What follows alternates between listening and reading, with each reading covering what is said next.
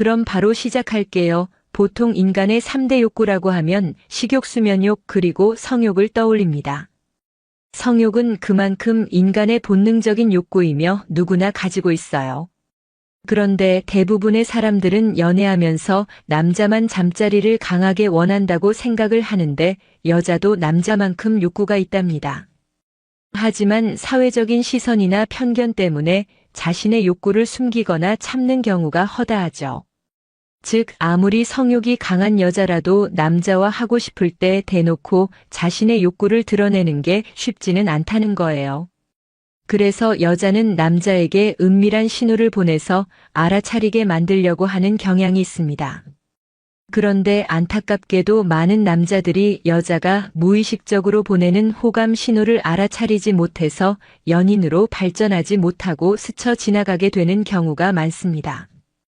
그럼 여자는 남자에게 호감 있고 하고 싶을 때 어디를 보여주고 어떤 신호를 보낼까요? 오늘은 여자가 마음에 드는 남자에게 어디를 보여주며 자고 싶다는 신호를 보내는지 구체적으로 알려드릴 테니까. 영상 집중해서 끝까지 봐주세요. 여자가 관계하고 싶을 때 보여주는 곳 4가지. 첫 번째, 쇄골이나 가슴골을 보여준다. 대부분의 남자들은 나이가 들어가면서 남성 호르몬인 테스토스테론의 감소로 인해 성욕이 점점 줄어듭니다.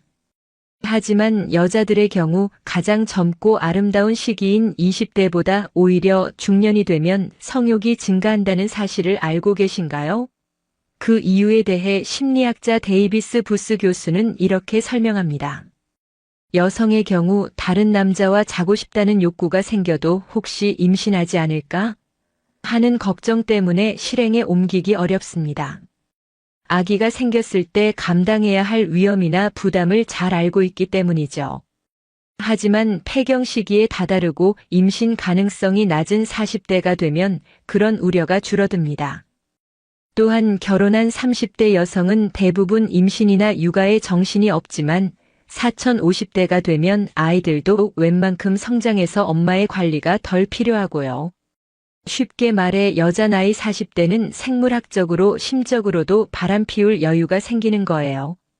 그래서 여자들은 40대에서 50대 중년에 바람을 피우는 경우가 가장 많다고 합니다.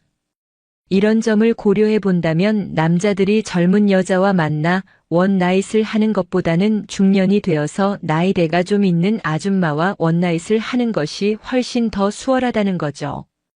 아무리 성욕이 높아진 중년 여성이라 할지라도 대놓고 직접적으로 오늘 하고 싶다고 자신의 욕구를 드러내는 건 쉽지 않습니다. 이건 진화 심리학적으로 수동적인 것에 익숙한 여자의 본능이기 때문이죠. 그래서 여자들은 직접적으로 대놓고 하자고 말하진 않지만 여러 간접적인 행동들을 통해 남자가 알아차려서 리드해주길 바라는 거예요.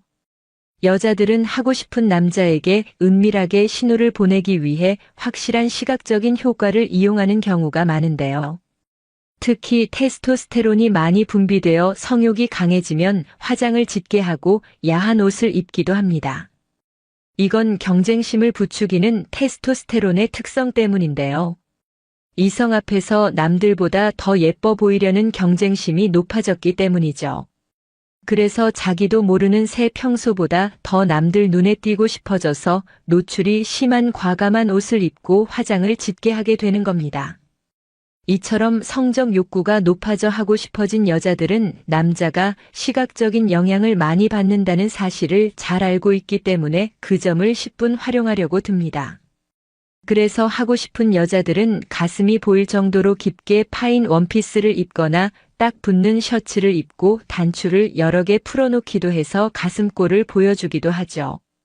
여자는 본능적으로 남자가 자신이 어디를 좋아하는지 잘 알고 있거든요. 그런데 깊이 파인 옷은 가슴이 크지 않으면 효과가 별로 없고 설사 가능하다 하더라도 너무 노골적으로 야해 보여 역효과를 줄 수 있기 때문에 고수인 여자들은 별로 선호하지 않습니다.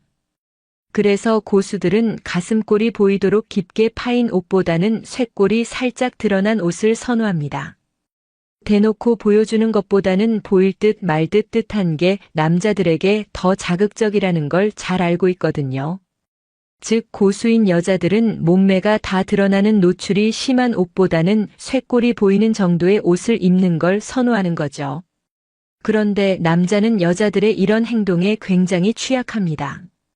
여자의 가슴골이나 쇄골을 보는 순간 무장해제되어 그녀에게 빠져들기 쉽죠. 그래서 여자들은 작정하고 남자를 꼬셔야겠다고 생각하면 깊게 파인 옷을 입고 가슴골을 보여줍니다. 만약 데이트를 하는데 여자가 가슴골이나 쇄골이 드러난 옷을 입고 나와 야릇한 매력을 발산한다면 오늘 작정하고 나왔다는 신호로 볼 수 있으니까 잘 캐치하셔서 적극적으로 행동하시길 바랍니다. 두 번째, 목덜미를 보여준다. 여자들 대부분은 호감 있는 남자에게 자연스럽게 고개를 기울여 목선을 드러내 보입니다. 그런데 왜 목덜미를 보여주냐 주는 것이 호감 신호인 걸까요? 미국의 의사소통 전문가 토냐 라이먼에 따르면 여자는 좋아하는 남자에게 무의식적으로 자기의 목 옆부분을 드러내는 습성이 있다고 해요. 목은 경동맥, 경정맥이 있는 급소에 해당되는데요. 이처럼 급소에 해당되는 부분을 보여주며 상대의 접근을 두려워하지 않는다는 신호를 보내는 거예요. 즉 여자들이 머리카락을 귀 뒤로 넘기면서 목선을 보여주거나 하는 행위가 모두 자신의 매력을 어필하기 위한 행동이라는 거예요. 심리적으로 무장해제된 감정이 무의식적인 행동으로 나타나는 거라고 볼 수 있어요. 여자의 신체 언어는 속마음을 더 이상 숨길 수 없게 만듭니다. 나를 좋아하는 여자는 내 앞에서 다른 사람들과 있을 때와는 다르게 행동합니다. 나에게 온전히 집중하거나 긴장하고 안절부절 못하고 머리카락을 넘기거나 꼬는 행동을 하기도 하죠. 이건 여자가 가슴 설레거나 긴장했을 때 자기도 모르게 하는 행동인데요.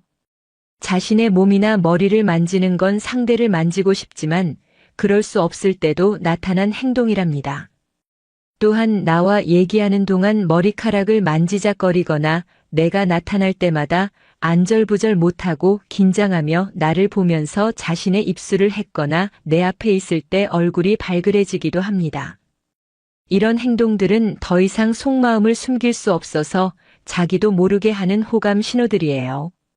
단 여기서 오해하시면 안 되는 경우가 있는데요. 여자들 대부분은 남자보다 머리가 긴 편인데 머리가 긴 경우 음식을 먹을 때는 습관적으로 머리카락을 뒤로 넘기는 경우도 있습니다.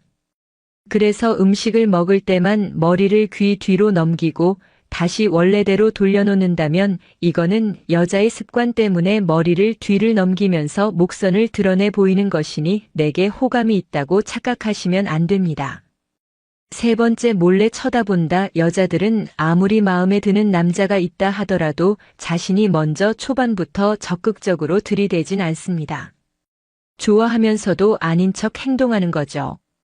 보통 은연중에 표현하거나 무의식적으로 나온 행동들이 대부분입니다. 우리는 이걸 내숭이라고 표현하죠. 그런데 남자들이 이런 시그널을 파악하지 못한다면 연인으로 발전할 수 있는 기회를 놓칠 수 있어요. 이러한 여자들의 호감 표현 중에서 가장 흔한 행동은 남자를 유심히 쳐다보는 거예요. 이렇게 쳐다보는 것은 눈 마주치기, 즉 남자와 아이 컨택을 하기 위해서 하는 것만은 아닙니다. 아주 적극적인 여자들을 제외한 대부분의 여자들은 소심한 편이기 때문에 남자의 시선이 느껴지면 대부분 시선을 피합니다. 남자들이 예쁜 여자를 보면 자신도 모르게 시선을 두는 것처럼 여자들도 마음에 드는 남자를 보면 시선을 멈추지 못하는 거예요. 그렇게 남자를 몰래 쳐다보다가 막상 그가 자신을 쳐다보면 움찔 놀라 다른 곳으로 시선을 피하게 됩니다. 이처럼 몰래 쳐다보다가 남자와 시선이 마주쳐서 놀라는 경우가 있어요. 이런 경우 절대 해서는 안 되는 남자 행동이 있는데요. 그건 바로 왜 나를 쳐다봤어요? 라는 식으로 이유를 묻는 거랍니다. 이건 여자를 무안하고 창피하게 만드는 행동이니까요. 많은 남자들은 여자의 입장을 고려하지 않고 직접적으로 확인하려는 경향이 있는데요. 하지만 연애 고수는 묻지 않고도 여자의 마음을 읽어내는 능력이 있습니다. 사실 능력이라고 말하기보다는 눈치가 빠르다라는 표현이 적절할지 몰라요. 지금 당신을 몰래 쳐다보는 여자에게 조금이라도 호감이 있다면 절대 이런 행동을 하시면 안 됩니다. 이런 행동으로 인해 여자는 자존심에 상처를 입게 되고 그 남자에 대한 호감이 급격히 사라지게 될 거예요. 만약 그녀와 눈이 마주쳤다면 입꼬리만 살짝 울리는 미소를 보내는 것이 좋습니다. 네 번째, 목소리 톤이 애교스럽게 바뀌고 자주 웃어준다. 여자는 좋아하는 남자 앞에서 표정과 말투, 목소리 톤이 완전히 바뀌게 됩니다. 콧소리가 섞이면서 애교스러운 목소리를 내기도 하고 평소보다 높은 톤으로 말을 하게 되는 거죠. 그 이유는 그 남자에게 여성성을 어필하기 위해서예요. 진화 심리학적 관점으로 볼 때 남자는 여성성이 강한 여자에게 끌리게 되는데 여자들은 본능적으로 그걸 알고 있거든요. 그리고 남자의 관심을 끄는 가장 효과적인 방법은 다름 아닌 웃어주기랍니다. 자신감 있고 매력적인 활짝 웃는 미소만큼 섹시한 것이 없어요. 웃는 것이야말로 인간의 가장 기본적인 표정이자 긍정적인 감정을 이끌어내는 수단입니다. 웃는 표정이 그 사람에 대한 매력도를 높인다는 연구들도 이미 발표된 바 있어요. 여자가 평소보다 과하게 애교를 부리거나 자주 웃거나 쳐다본다면 남자에게 섹스 어필하고 있는 거랍니다. 그런데 평소에도 애교가 많아 여성성이 강한 여자도 있기 때문에 여자의 말투와 표정만으로는 속마음을 알아차리기가 쉽지는 않습니다. 그렇기 때문에 이런 판단을 하기 위해서는 평소와 다른 말투와 표정을 짓는지 파악하는 것이 중요한데요. 여자가 평소에 주변 사람에게 어떻게 행동하는지 보시면 쉽게 파악할 수 있을 거예요. 만약 만난 지 얼마 안 돼서 주변 사람을 대하는 태도를 알 수 없다면 함께 식당이나 카페에서 확인이 가능한데요. 식당 종업원이나 또는 다른 사람에게 보이는 말투나 행동을 체크해 보시면 됩니다. 만약 여러분에게 과한 애교를 부리거나 웃음이 많고 가끔 빤히 쳐다보는 등 평소와 다르다면 빨리 알아차려서 야릇한 분위기를 형성하는 것이 좋을 거예요. 말투와 표정은 가능성만 보여줬을 뿐 아직은 확신을 갖기 어려울 수 있기 때문에 다른 신호들과 복합적으로 고려해서 판단하시면 좋을 겁니다. 지금까지 여자가 관계하고 싶을 때 보여주는 곳 4가지에 대해서 말씀드렸어요. 다시 한번 요약해드리면 여자가 관계하고 싶을 때 보여주는 건 4가지. 첫 번째, 쇄골이나 가슴골을 보여준다. 두 번째, 목덜미를 보여준다. 세 번째, 몰래 쳐다본다. 네 번째, 목소리 톤이 애교스럽게 바뀌고 자주 웃어준다. 다음엔 더 재미있고 유익한 영상으로 찾아뵐게요. 끝까지 시청해주셔서 감사합니다. 다음에 또 봬요. 성관계 후 꼭 지켜야 할 위생 수칙이 있을까? 위생과 관련해서는 피곤하더라도 거르지 않는 게 좋다. 하지만 어떤 측면에서는 과도한 위생 관리가 오히려 독이 될 수 있다. 성관계 이후 해야 할 것과 하지 말아야 할 것을 정리해보자. 건강 전문 매체는 성관계 후 해야 할 일 그리고 하지 말아야 할 일을 아래와 같이 정리했다. 해야 할 것 7가지. 간단히 씻어내기. 관계 후 곧바로 침대에서 일어나 온몸을 깨끗이 씻을 필요는 없다. 부드럽게 몸을 닦아내는 것만으로도 요로 감염과 같은 질병을 예방할 수 있다. 생식기 주변을 따뜻한 물로 씻어내는 것만으로도 충분하다. 피부가 민감한 경우 순한 비누라고 하더라도 자극적일 수 있다. 포경 수술을 하지 않은 남성이라면 포피를 부드럽게 뒤로 빼서 씻어내는 것이 좋다. 소변복이 성관계 중에는 요도를 통해 박테리아가 몸으로 들어갈 우려가 있다. 감염 가능성을 낮추려면 성관계 후 소변을 봄으로써 몸 밖으로 세균들을 배출하는 것이 좋다. 여성의 경우 생식기 주변을 닦을 때 앞에서 뒤로 닦음으로써 세균이 질 내부로 침투하는 것을 방지해야 한다.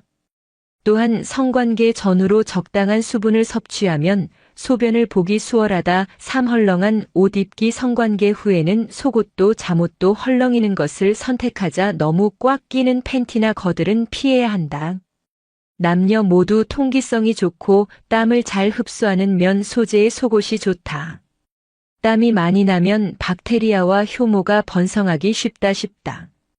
차라리 속옷을 입지 않는 것도 감염을 예방하는 좋은 방법이다. 사손 씻기 손은 신체 곳곳에 있는 박테리아를 확산시키는 최적의 장소이다. 성관계 후 손은 반드시 비누로 씻어야 한다.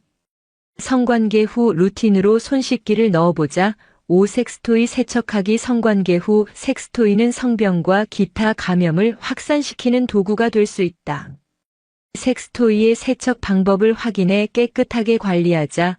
섹스토이는 다른 사람들과 공유하지 않는 것이 좋지만 만약 공유하게 된다면 사용할 때마다 새 콘돔으로 덮어 사용하는 등 교차 감염에 특히 주의해야 한다. 성병 관리. 성관계 중에는 모든 병을 주고받을 수 있다. 성병 감염 증상이 보인다면 늦기 전에 병원을 찾아 관리해야 한다. 생식기 주변의 통증이나 물집 발진 반점 또는 덩어리와 같은 증상이 있는지 유심히 관찰해보자. 특히 새로운 파트너와 성관계를 했다면 성병 검사를 받는 것이 좋다. 성병은 대부분 초기에 증상이 없기 때문에 성병 감염 여부를 확인하는 유일한 방법은 검사를 받는 것뿐이다. 7. 임신 중 성관계 각별히 유의. 임신 기간 중 성관계는 요로 감염과 같은 감염의 위험이 증가한다. 따라서 성관계 소변을 보고 몸을 씻는 등 기본적인 관리가 매우 중요하다. 여성뿐 아니라 남성 또한 위생에 더욱 철저하게 신경 써야 한다.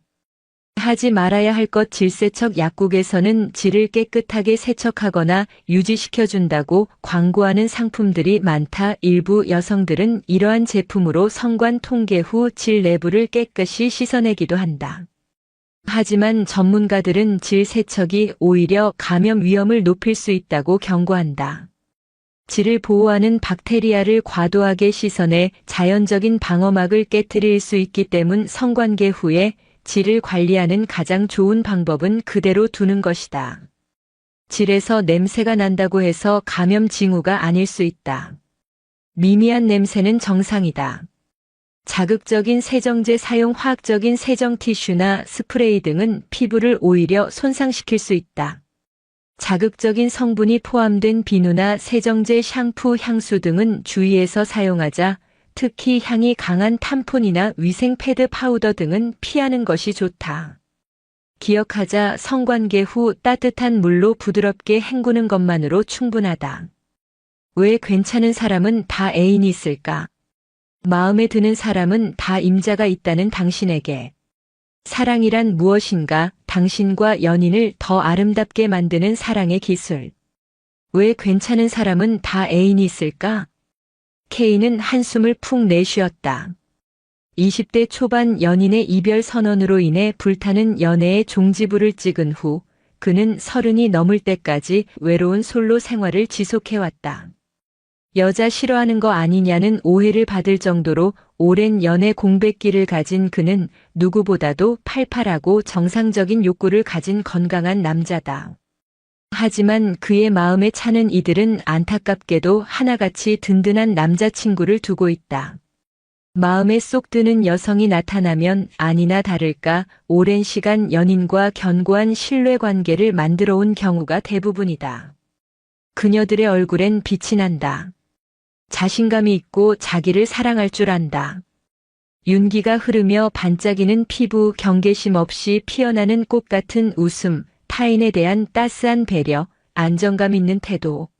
먼저 사귀자고 하는 사람들이나 사귈 수 있는 사람들은 어딘가 결함이 있어. 정신적으로 불안하고 외로움도 많이 타지. 그 전해져 오는 불안함이 싫은 거야. 밝고 안정감 있는 사람이 좋거든. 하지만 그렇게 말하는 그 역시 불안한 영혼이었다.